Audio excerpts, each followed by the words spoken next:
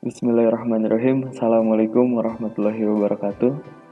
Perkenalkan, nama saya Dimas Galih Prakasiwi, 11.8.30.539, Ilmu Hukum A semester 5. Di sini saya akan menyampaikan tugas ujian tengah semester mengenai hukum keluarga dan waris BW.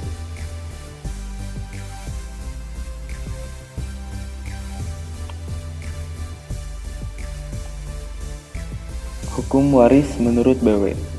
Pengertian hukum keluarga BW menurut Prof. Ari Afandi SH, hukum keluarga diartikan sebagai keseluruhan ketentuan yang mengenai hubungan hukum yang bersangkutan dengan kekeluargaan sedarah dan kekeluargaan karena perkawinan, kekuasaan orang tua, perwalian, pengampuan, keadaan tidak hadir.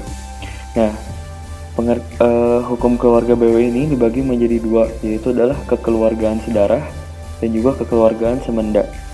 Kekeluargaan sedarah itu merupakan kekeluargaan suatu pertalian keluarga antara mereka yang mana yang satu adalah keturunan yang lain atau yang semua mempunyai nenek moyang yang sama. Pertalian sedarah dihitung dengan jumlah kelahiran. Tiap-tiap kelahiran dinamakan derajat. Pasal 290 KUH Perdata. Dan yang kedua, kekeluargaan semenda. Diatur dalam pasal 295 ayat 1 KUH Perdata. Keluarga semenda itu suatu pertalian keluarga yang diakibatkan karena perkawinan. Ialah sesuatu antara seseorang di antara suami istri dan para keluarga sedarah yang lain. Jadi hubungan keluarga karena semenda adalah pertalian keluarga yang terjadi karena perkawinan seseorang dengan keluarga si suami atau istri. Selanjutnya, hukum waris menurut BW.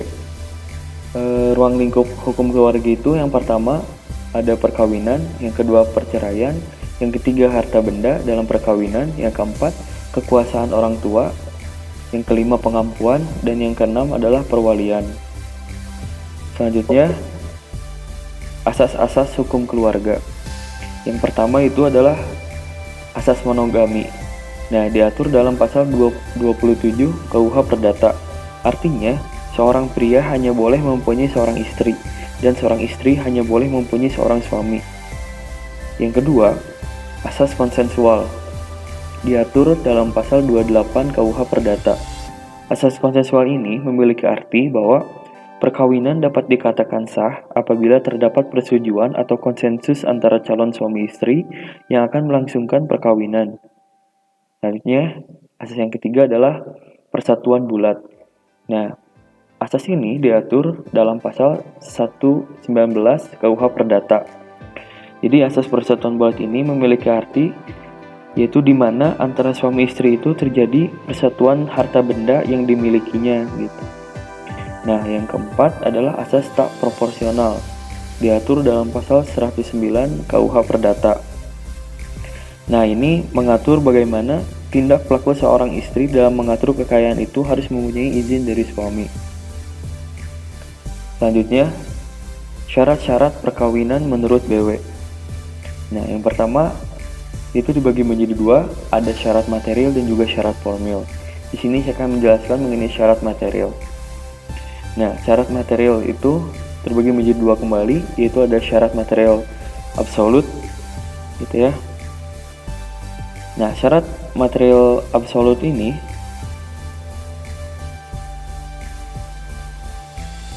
yaitu asas monogami, persetujuan kedua calon mempelai usia pria 18 tahun dan wanita 15 tahun. Bagi wanita yang pernah kawin harus 300 hari setelah perkawinan yang terdahulu dibubarkan.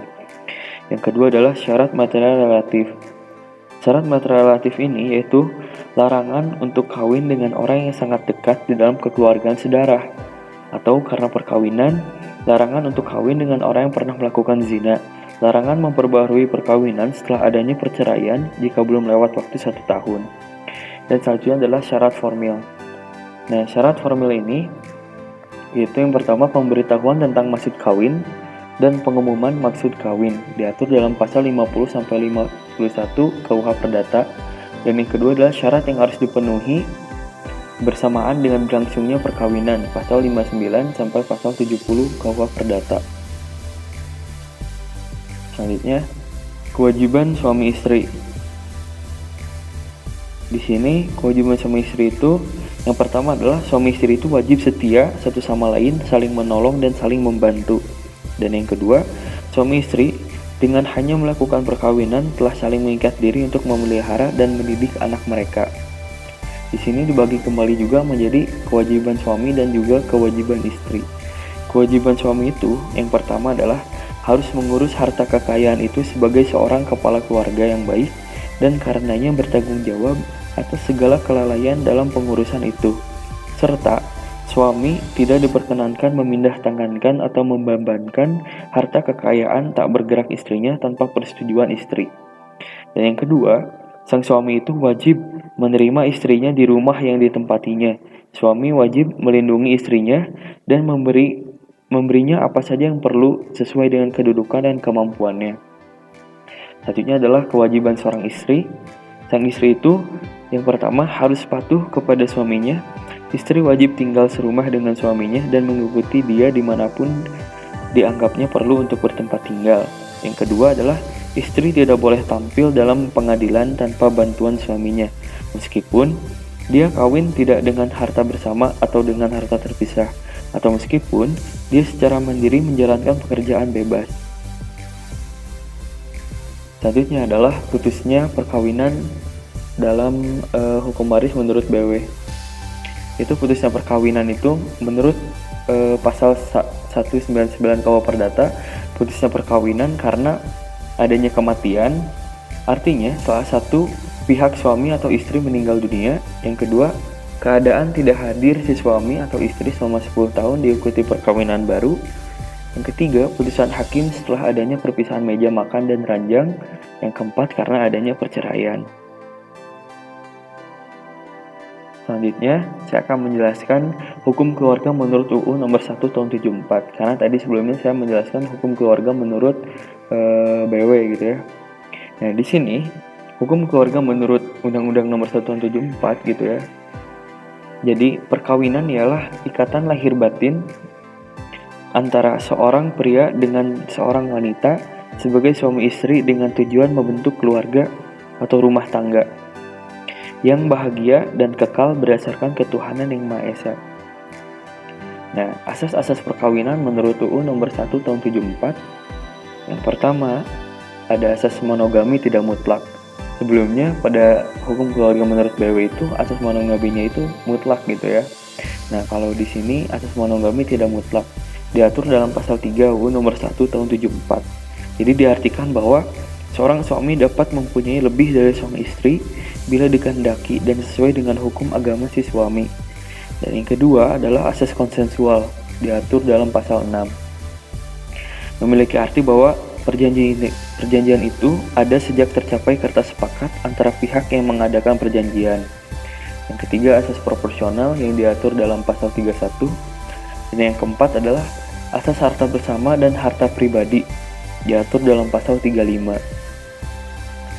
Selanjutnya, syarat-syarat perkawinan. Syarat perkawinan ini diatur dalam pasal 6 dan pasal 7. Pasal 6 ini menjelaskan bahwa perkawinan harus berdasarkan asas persetujuan calon mempelai. Yang kedua, untuk melangsungkan perkawinan seorang yang belum mencapai umur 21 tahun harus mendapat izin kedua orang tua. Dan pasal 7 ayat 1 menjelaskan bahwa perkawinan hanya diizinkan jika pihak pria sudah mencapai umur 19 tahun dan pihak wanita sudah mencapai umur 16 tahun. Selanjutnya, kewajiban suami istri dalam UU nomor 1 tahun 74. Nah, secara umum, menurut pasal 33 dan pasal 34 Undang-Undang nomor 1 tahun 74 tentang perkawinan, suami istri itu wajib saling setia dan mencintai, hormat menghormati, dan saling memberi bantuan secara lahir dan batin. Nah, hak dan kewajiban yang berupa kesadaran, yang berupa kebendaan, Nah, yang pertama adalah suami wajib memberikan nafkah pada istrinya. Yang kedua, suami sebagai kepala rumah tangga. Yang ketiga, istri wajib mengatur rumah tangga sebaik mungkin. Nah, kewajiban suami istri yang bukan kebendaan, itu yang pertama adalah suami wajib memperlakukan istri dengan baik. Kedua, suami wajib menjaga istri dengan baik. ketiga, suami wajib memberikan nafkah batin kepada istri. Dan yang keempat, suami wajib bersikap sabar dan membela akhlak istri. Selanjutnya, putusnya perkawinan menurut Undang-Undang Nomor 1 Tahun 74. Mengenai putusnya perkawinan serta akibat diatur dalam bab 8 UU Nomor 1 Tahun 74 sampai dengan 41. Jadi salah satu penyebab putusnya perkawinan itu adalah kematian, yang kedua perceraian, dan ketiga adalah karena putusan pengadilan. Selanjutnya, hak dan kewajiban orang tua terhadap anak yang dilahirkan. Nah, hal yang pertama yaitu mengatur tentang kewajiban pemeliharaan dan pendidikan, bahwa kedua orang tua wajib memelihara dan mendidik anak-anak sebaik-baiknya, diatur dalam pasal 45. Dan yang kedua adalah orang tua berhak mewakili anak mereka tersebut mengenai segala perbuatan hukum di dalam dan di luar pengadilan. Dan yang ketiga, bagi anak yang belum mencapai umur 18 tahun atau belum pernah kawin, masih berada di bawah kekuasaan orang tuanya selama mereka tidak dicabut dari kekuasaannya. Selanjutnya, warisan secara teori. Menurut Kamus Besar Bahasa Indonesia, waris adalah orang yang berhak menerima harta pusaka dari orang yang telah meninggal. Menurut Wiryono Projodikoro, mengatakan bahwa hukum waris adalah hukum-hukum atau peraturan-peraturan yang mengatur tentang apakah dan bagaimanakah berbagai hak dan kewajiban tentang kekayaan seseorang pada waktu ia meninggal dunia akan beralih kepada orang yang masih hidup. Dan yang selanjutnya adalah pasal 830 KUH Perdata. Pewarisan hanya berlangsung karena kematian. Nah, unsur pewarisan itu ada dua, yaitu adalah pewaris dan juga ahli waris. Pewaris ini menurut pasal 830 KUH Perdata, pewarisan terjadi bila ada kematian. Jadi harus ada seseorang yang meninggal lebih dahulu gitu untuk terjadi proses pewarisan. Nah, yang kedua adalah ahli waris.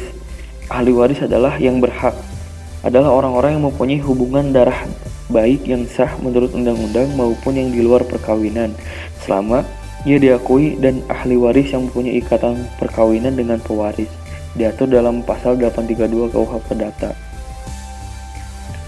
Nah, cara pewarisan itu dibagi menjadi dua, yaitu adalah ab intestato dan testamentaire. Nah, ab intestato ini adalah cara pewarisan berdasarkan undang-undang. Jadi ahli waris dalam ab intestato ini ditunjuk oleh undang-undang berdasarkan hubungan darah dan mempunyai ikatan perkawinan dengan pewaris. Nah, yang kedua adalah testamentaire, adalah cara pewarisan berdasarkan wasiat. Jadi ahli waris dalam testamentaire ini ditunjuk oleh pewaris sendiri dalam wasiat gitu. Nah, selanjutnya adalah golongan ahli waris. Golongan ahli waris ini dibagi menjadi 4, yaitu adalah ahli waris golongan 1, golongan 2, golongan 3, dan golongan 4. Nah, ahli waris golongan 2 ini dasar hukumnya yaitu adalah pasal 854 sampai 857 KUH Perdata. Dan waris golongan 3 ini dasar hukumnya adalah pasal 85 Jo pasal 853 gitu ya. Selanjutnya adalah waris golongan 4. Nah, waris golongan 4 ini dasar hukumnya adalah pasal 858 ayat 3 KUH Perdata gitu. Jadi golongan 1 ini adalah ahli waris golongan ini dinamakan juga ahli waris garis lurus ke bawah gitu ya. Dan juga golongan kedua ini itu terus ke bawah tanpa batas gitu. Jadi ahli waris golongan ini dinamakan juga ahli waris garis ke samping. Dan golongan ketiga adalah ahli waris golongan ini dinamakan juga ahli waris garis lurus ke atas. Dan keempat ini adalah merupakan keluarga dari garis samping yang lebih jauh dari saudara gitu. Nah, selanjutnya di sini saya akan menjelaskan mengenai waris hitungan. Waris hitungan golongan 1. Contoh soal nomor 1 ini saya menggambarkan bahwa R meninggal dunia, meninggalkan seorang istri P dan 3 orang anak bernama A, B, C. Harta warisan yang ia tinggalkan berjumlah 20 juta. Hitunglah pembagian waris. Nah, jadi PAB dan C ini adalah golongan satu. Maka bagiannya adalah mewaris kepala demi kepala gitu, karena seluruhnya adalah ahli waris langsung gitu. Jadi A jadi P sama dengan A sama dengan B sama dengan C sama dengan 1/4.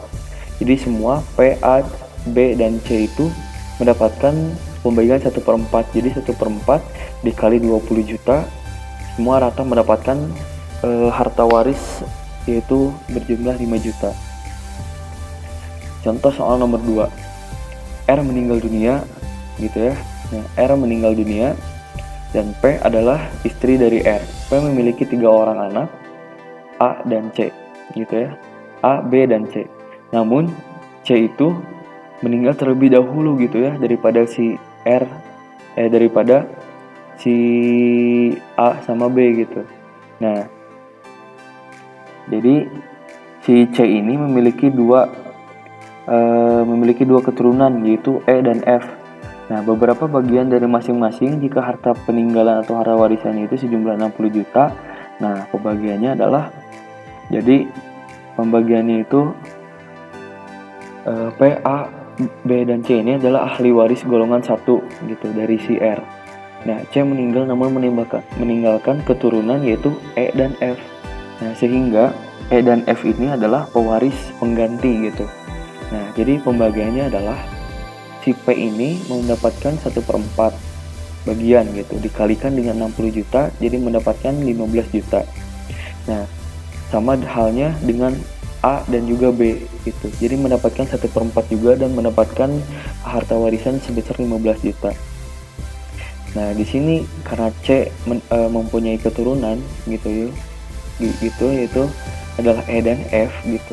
Nah, E dan F ini mendapatkan hitung pembagian bahwa setengah dikali 1/4, jadi 1/8 gitu. Jadi si E dan F ini mendapatkan bagian warisan itu senilai 7.500.000 gitu.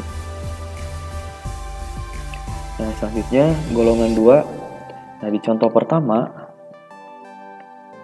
pertama A itu meninggal dunia dan meninggalkan ayah dan ibunya, R dan P gitu, ayah dan ibunya itu, serta 2 orang saudaranya yaitu B dan C. Harta warisan yang ditinggalkannya itu sebesar 40 juta. Berapa pembagian waris masing-masing gitu ya. Nah, jadi bagian R, P, dan B dan C ini gitu sama besar. Jadi harta warisan dibagi menjadi 4 gitu. Jadi masing-masing mendapatkan 1/4. Jadi R, P, B, dan C ini mendapatkan pembagian 1/4 dikali 40 juta. Jadi semuanya rata mendapatkan mendapatkan harta waris itu 10 juta gitu ya. Nah, dan contoh yang kedua dari golongan kedua itu, jadi si A meninggal dunia dan meninggalkan ayah dan ibunya, yaitu adalah R dan P. Seorang saudara yaitu B gitu ya, meninggalkan seorang saudara kandung yaitu adalah B. Nah, saudara A yaitu C telah meninggal terlebih dahulu. C mempunyai 3 orang anak yaitu E, F, dan G. Harta warisan yang A tinggalkan adalah 75 juta. Berapa pembagian waris masing-masing? Nah, di sini gitu ya, harta waris itu dibagi masing-masing kepada R, P, dan B mendapatkan 1/4 bagian. Dan D telah meninggal terlebih dahulu gitu ya, maka digantikan oleh 3 orang anak. Maksud saya C digantikan oleh 3 orang anak gitu, yaitu E, F, dan G. Maka bagian C itu dibagi 3. Nah, R, P, dan B ini gitu ya mendapatkan bagian 1/4 dikali 75 juta. Jadi mereka itu mendapatkan rata 18.750.000. Nah, karena E, F, G ini merupakan anak dari si C, maka pembagiannya itu adalah 1/12 dikali 75 juta. Jadi mereka itu bertiga rata mendapatkan 6.250.000. Nah, di sini saya akan menjelaskan golongan 3 contoh 1. Dalam golongan 3 ini gitu ya, jadi si R itu meninggal dunia, ahli warisnya itu adalah kakek dari garis ayah yaitu C. ini gitu ya, kakek dari garis ayah yaitu C, serta kakek nenek dari garis ibu. Si B ini adalah ibu, yaitu kakek neneknya itu adalah E dan F. Nah, harta warisannya yang peninggalannya itu adalah 12 juta. Jadi berapa pembagiannya? Nah, jadi si C ini mendapatkan bagian setengah gitu loh. Nah, jadi setengah ini dikalikan 12 juta, jadi mendapatkan bagian 6 juta. Dan E dan F ini mendapatkan pembagian jadi 1/4 gitu ya, 1/4 dikalikan 12, jadi mereka masing-masing mendapatkan 3 juta gitu. Nah, golongan 3, contoh 2. Nah, R meninggal dunia. Ahli warisnya adalah kakek dari garis ayah, yaitu C ini. Nah, serta kakek nenek dari garis ibu E dan F, dan kakek nenek buyut yaitu G dan H. Harta warisannya adalah 50 juta. Nah, berapa pembagian warisnya? Nah, harta waris dibagi 2 ke garis ayah, yaitu ke garis ayah dan ibu. Di garis ayah C mendapatkan warisan setengah, di garis ibu mendapatkan E dan F mendapatkan 1/4 gitu ya. Dan G dan H itu tidak mendapatkan warisan. Jadi pembagiannya adalah C, E, dan F itu C itu mendapatkan setengah gitu, 1/2 dikali 50 juta, jadi mendapatkan 25 juta. E dan F itu mendapatkan 1/4 dikali 50 juta, jadi masing-masing mereka itu mendapatkan 12.500.000. Lebih seperti itu. Nah, selanjutnya yang terakhir adalah golongan 4, contoh 1. A meninggal dunia gitu ya, A meninggal dunia. Ahli warisnya adalah F dan D, yaitu saudara dari ayah A gitu ya, dari ayah A. Lalu C dan B adalah saudara dari ibu. Harta warisan ditinggalkan mereka itu berjumlah 10 juta. Nah, jadi pembagiannya adalah si F itu mendapatkan pembagian 1/4 dikali 10 juta, yaitu adalah 2.500.000. Jadi F, D, C, dan B ini mereka itu semua rata mendapatkan bagian 1/4. Jadi dikalikan 10 juta dan mereka itu masing-masing rata mendapatkan harta warisan sebesar 2.500.000. Nah, dan contoh yang kedua gitu ya. Nah, contoh yang kedua ini, R meninggal dunia. Ahli waris dari ayah dan kakek dan nenek E dan F. Ahli waris dari ibu adalah C dan D. Ini yang merupakan saudara dari ibu R. Harta warisan yang ditinggalkan adalah sebesar 40 juta. Hitunglah pembagiannya. Nah, jawab. Jadi harta dibagi 2 antara garis ayah dan ibu. E dan F mendapatkan masing-masing 1/4 bagian. C dan D mendapatkan 1/4 bagian. Gitu loh. Jadi E, F, C, dan D ini sama-sama mendapatkan harta 1/4 bagian gitu ya. Dikali 40 juta, jadi mereka itu masing-masing mendapatkan jumlah warisan sebanyak 10 juta gitu. Baik, kurang lebih seperti itu dari saya. Terima kasih. Mohon maaf jika banyak kesalahan. Terima kasih. Wassalamualaikum warahmatullahi wabarakatuh.